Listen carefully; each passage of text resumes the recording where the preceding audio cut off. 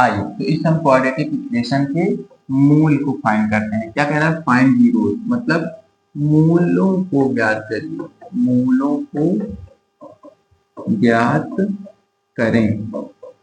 ठीक है, जीरो मतलब अल्फा और बीटा की वैल्यू फाइंड करना है। ठीक है, चलिए तो सॉल्व करते हैं।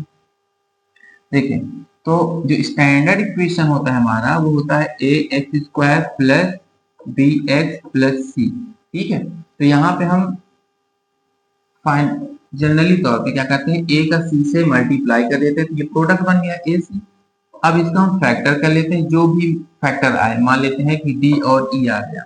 इन डी और ई को क्या करते हैं, अरेंज करते हैं। अरेंज करते हैं इस तरह से कि डी और ई का मल्टीप्लाई करने पर ए सी के बराबर आ जाए, और डी और ई को प्लस या माइनस करने पर इस प्रकार अरेंज करते हैं कि बी के इक्वल आ जाए। ठीक है, और ये चीजें रफली करते हैं। ठीक है, अगर इतना हो जाता है तो हमारा ये क्या हो जाएगा, अरेंज हो जाएगा। चलिए, तो अब इसका हम चेक करते हैं। तो देखिए यहाँ पे क्या है, वन हिडन है, वन का 8 में मल्टीप्लाई करेंगे कितना आएगा, 8 ही आएगा। ठीक है, अब हम 8 का साइड में रफली क्या करते हैं, फैक्टराइज कर लेते हैं। जब फैक्टर करते हैं तो क्या आएगा, यहाँ पे 4 हो जाएगा, फिर 2 से करेंगे 2, और फिर यहाँ पे 1। अब ये 2 इंटू टू इंटू मतलब ये है यहाँ पे फैक्टर 2 2 3 टाइम। इनको हमें रीअरेंज करना है, इस तरह से रीअरेंज करना है कि दो उसमें हमें फाइंड कर लेना है। ठीक है, तो यहाँ देखिए 2 2 जा 4, कितना आ गया, 4 आ गया।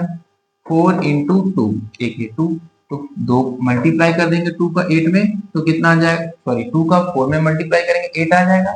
चलो भाई, तो ये AC के बराबर तो आ गया। अब क्या, इनको अरेंज करने पे प्लस या माइनस करने पे, अगर हम माइनस करते हैं तो कितना आता है, 2 आता है। किसके बराबर, B के बराबर आ जाएगा। ठीक है, तो मतलब हमारा ये अरेंजमेंट सही हुआ। तो इसे हम लिख सकते हैं x square minus 4x plus 2x minus 8, ये हो गया। अब यहाँ पे हम कॉमन ले लेते हैं, ये 2 टर्म इस तरह से हम इनको बना लेते हैं। तो ये हमें यहाँ पे हम क्या कर लेंगे, कॉमन ले लेंगे यहाँ पर। ठीक है,